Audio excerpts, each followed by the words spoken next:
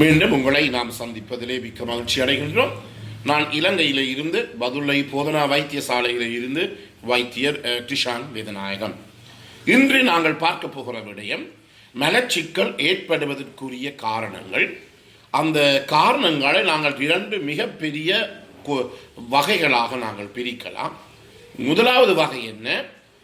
அதாவது எங்களுடைய பழக்க வழக்கங்கள், எங்களுடைய நடத்தைகள், எங்களுடைய உணவு பழக்க பிரச்சனைகள் இவற்றின் காரணமாக ஏற்படுகின்ற மலச்சிக்கல். இரண்டாவது வகை என்றால் உடலிலே ஏற்படுகின்ற ஏதாவது மாற்றங்கள், ஏதாவது பிரச்சனைகள், ஏதாவது நோய்கள், உதாரணமாக புற்றுநோய் காரணமாக ஏற்படுகின்ற மலச்சிக்கல். இந்த முதலாவது வகையிலே முதலாவது காரணம் என்ன? போதுமான அளவு நார் சத்துள்ள உணவுகளை எங்களுடைய உணவு பழக்க வழக்கங்களிலே சேர்த்து கொள்ளாத தன்மை. அதாவது ஃபைபர் டயட் என்று சொல்லுவோம். நார் சத்துள்ள உணவுப் பொருட்கள். வெளிநாடுகளிலே சொன்னால் நார் சத்துள்ள மிகவும் கூடிய ஒரு பழ வகை என்றால் பியர்ஸ் என்று சொல்லுகிறார்கள். அரைவாசி பியர்ஸ் காயிலே 5 கிராம் நார்ச்சத்து இருக்கிறது. அதே நேரத்தில் ஆப்பிளை எடுத்துக்கொள்ளுங்கள். ஆப்பிளே அரைவாசி ஆப்பிளே 4 கிராம் நார்ச்சத்து இருக்கின்றது. அதே போல டிராகன் ஃப்ரூட் என்ற ஒரு பழம் ஒன்று இருக்கின்றது. அதே போல இன்னும் பல வகைகளான பழங்கள் இருக்கின்றது. ஆனால் எங்களுடைய நாட்டை பொறுத்த மட்டிலே, கூடுதலாக இலங்கையை பொறுத்த மட்டிலே மிகுந்த நார்ச்சன்மையில் ஒரு பொருள் என்னவென்றால் நான் சொல்லுவேன் இந்த பெனங்பழம் அல்லது பெனங்காய் அல்லது ஒடியல், பெனங்கிழங்கு, இவை எல்லாம் மிகவும் நார்ச்சத்துள்ள பொருட்கள். இவற்றுக்கு மேலதிகமாக நாங்கள் இந்த கூடுதலான நார்ச்சத்து இருப்பதை நாங்கள் இந்த பலாப்பழத்தை எடுத்துக்கொள்ளலாம். எனவே எங்களுடைய நாட்டை பொறுத்த மட்டும் இந்த நார்ச்சத்துள்ள பொருட்கள் என்று சொன்னால் முக்கியமாக இந்த பெனங்கிழங்கு, ஒடியல் இவைகள் எல்லாம் வருகிறது. எனவே முக்கியமான தேவை என்ன? எங்களுடைய உணவிலே முக்கியமாக இந்த ஃபைபர் டயட் என்று சொல்லப்படுகின்ற நார்ச்சத்துள்ள உணவுகளையும் பழங்களையும் சேர்த்து கொள்ள வேண்டும். எனவே இதற்காக ஆப்பிளோ, பியோஸோ, டிராகன் ஃப்ரூட்டோ, டிராகன் பழமோ தேவையில்லை. எங்களுடைய நாட்டில் இருக்கின்ற சாதாரண பழங்கள் கூட அவற்றிலே கொஞ்சம் நார்ச்சத்து குறைவாக இருந்தாலும் பரவாயில்லை, ஒவ்வொரு முறையும் எங்களுடைய உணவிலே சேர்த்து கொள்ள வேண்டும். இப்போது இந்த இளம் பெண்கள், இளைஞர்கள் எல்லாம் பெற்றோர் வந்து சொல்லுவார்கள், ஐயா வைத்தியரே, இந்த பிள்ளைகள் பழங்களை சாப்பிடுவதே இல்லை. முக்கிய காரணம் என்ன? சிறு வயதில் இருந்தே பெற்றோர் நல்ல ஃபுட் ஹேபிட்ஸ், நல்ல உணவு பழக்க வழக்கங்களை எங்களுடைய பிள்ளைகளுக்கு பழக்காத தன்மை, இதுதான் மிகவும் முக்கியம். எனவே சிறு வயதில் இருந்து, நீங்கள் 6 மாசத்துல இருந்து நாங்கள் பிள்ளைகளுக்கு இந்த உணவுப் பொருட்களை பழக்க தொடங்குகிறோம், வீனிங் ஃபுட்டை கொடுக்க தொடங்குகிறோம்.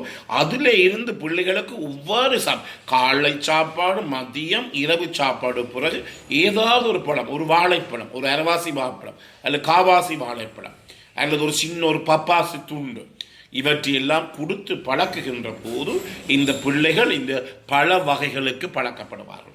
15-20 வயசு வந்த பிறகு, 13-14 வயசு வந்த பிறகு பழங்களை சாப்பிடுங்கள் என்றால் பிள்ளை ஒருபோதுமே இந்த பழங்களை என்ன செய்யாது?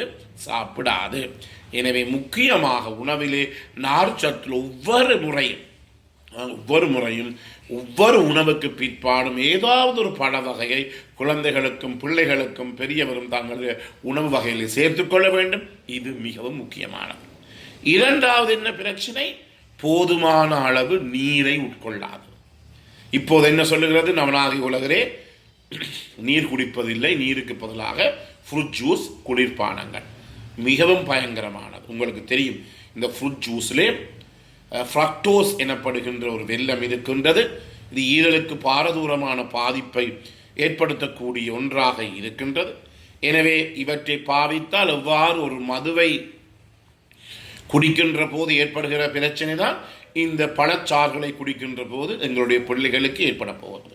எனவே இயல்பான மட்டும் இந்த பழச்சாணங்களையோ, பழச்சாறுகளையோ, மென்பாலங்களையோ, குளிர்பானங்களை விட்டு போட்டு என்ன உட்கொள்ள வேண்டும்? கொதித்து ஆறிய நீர்.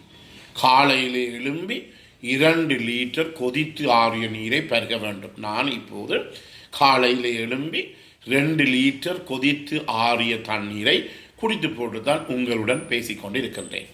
எனவே இது மிகவும் முக்கியமானது. இந்த கொதித்து ஆறின தண்ணீர் வடிகட்டின தண்ணீரை நாங்கள் குடிக்கின்ற போது வயிற்றிலே ஒரு பிரச்சனையும் இல்லாமல் எங்களுக்கு மலம் வெளியேறும். இந்த மலச்சிக்கலை நாங்கள் தவிர்த்து கொள்ள முடியும்.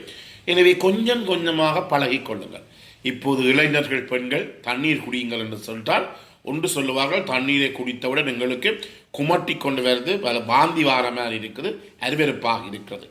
ரெண்டாவதாக பெண்கள் சொல்லுகிற பிரச்சனை, பள்ளிக்கூடங்களிலேயோ வேலை ஸ்தலங்களிலேயோ போதுமான அளவு மலசல கூட வசதிகள் துப்புரவாக இல்லை என்றபடினாலே எனக்கு தண்ணீர் குடிக்க விருப்பமில்லை. அப்படி என்றால் நீங்கள் என்ன செய்யலாம், கொஞ்சம் வெள்ளெண்ணெயை எழும்பி அந்த நீங்கள் வேலைக்கு போவதற்கு 2 மணித்தியாலத்துக்கு முதலே நீங்கள் உங்களுடைய நீரை குடிப்பீர்களாக இருந்தால் அந்த 2 மணித்தியாலங்கள் வருகின்ற போது நீங்கள் வேலைக்கு செல்லுகின்ற போது நீங்கள் குடித்த தண்ணீர் எல்லாம் சிறுநீராக போய்விடும். அதன் பிற்பாடு உங்களுக்கு நீங்கள் சொன்ன மேற்குறிப்பிட்ட பிரச்சனை எல்லாம் இல்லை. எனவே தமிழிலே ஒரு நல்ல பழமொழி இருக்கின்றது, மனம் இருந்தால் மனமுண்டால், மனம் இருந்தால் இடம் உண்டு, மனம் இருந்தால் இடம் உண்டு என்றபடியினாலே முக்கியமாக நீரை உட்கொள்ள வேண்டும். கொதித்து ஆறின வடிகட்டின நீரை குடிக்க வேண்டும்.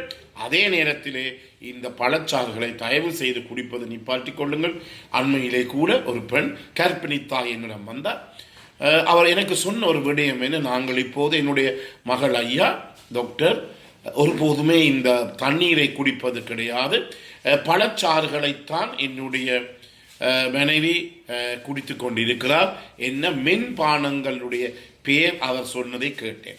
உண்மையாக எனக்கு கலக்கம்தான் வந்தது. எனவே இந்த மென்பானங்களோ குளிர்பானங்களோ இந்த பழச்சாறுகளோ ஒருபோதுமே தண்ணீர் என்ற மட்டிலே வர முடியாது. அவை ஒற்றுக்கு தீங்கு விளைவிக்கக்கூடியவை. அவற்றிலே இருக்கின்ற சீனியினுடைய அளவு, சுகரினுடைய அளவு காரணமாக பாரதூரமான பல பிரச்சனைகள் ஏற்படலாம் என்றபடியினால் இதை பற்றி நீங்கள் கவனமாக இருந்து கொள்ள வேண்டும். எனவே காலையில் எழும்பி ஒவ்வொரு நாளும் 2 லிட்டர் கொதித்து ஆறின தண்ணீரை, வடிகட்டின தண்ணீரை நீங்கள் குடிக்க பழக வேண்டும். மூன்றாவதாக இந்த மலச்சிக்கல் அல்லது இந்த கான்ஸ்டிபேஷன் ஏற்படுவதற்குரிய காரணம் என்ன, போதுமான அளவு எங்களுக்கு இந்த ஒரு நபர் அலுவலகத்துக்கு போகிறார், அப்படியே இருப்பார், பிறகு அப்படியே வந்து வாகனத்தில் ஏறுவார், அப்படியே வருவார்.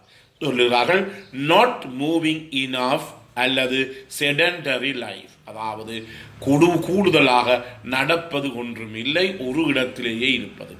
எனவே நாங்கள் சொல்லுகின்ற ஒரு அறிவுரை என்னவென்றால், கூடுதலாக இந்த கம்ப்யூட்டர் கணினிக்கு முன்னால் வேலை செய்பவர்கள் 20 நிமிஷம் வேலை செய்யுங்கள்.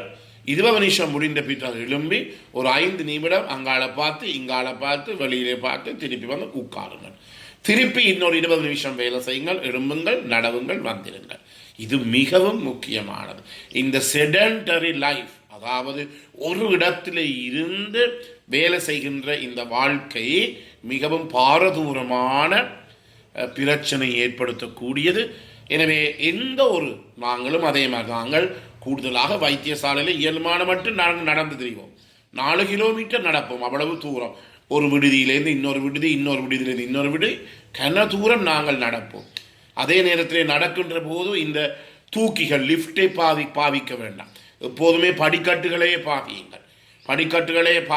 யாராவது நோயாளிகள், இருதய நோயாளிகள், வேறு நோயாளிகள் இருந்தால் பரவாயில்லை. ஆனால் இயலுமான மட்டும் இந்த லிஃப்ட்டுகளை பாவிக்காமல், உயர்த்திகளை பாவிக்காமல் படிக்கட்டுகளை பாவிப்பீர்களாக இருந்தால் அதே உங்களுக்கு போதுமான அளவு மூவ்மெண்ட் உங்களுக்கு கிடைக்கிறது. எனவே ஒரு இடத்துல இருந்து வேலை செய்வதும் 3வது காரணமாக இருக்கின்றது. எனவே நேயர்களே, இந்த நிகழ்ச்சி உங்களுக்கு பிடித்திருந்தால் இதை நீங்கள் மற்றவர்களுக்கு அறிமுகப்படுத்துங்கள். இதை லைக் பண்ணலாம், ஷேர் பண்ணலாம், அல்லது மணி சின்னத்தை அல்லது இந்த பெல் சைனை அமுழ்த்தி இதை நீங்கள் சப்ஸ்கிரைப் பண்ணலாம். மேலதிக தகவல்களுக்கு 0094 777 35 62 45. மீண்டும் உங்களை சந்திக்கும் வரை நன்றி, வணக்கம்.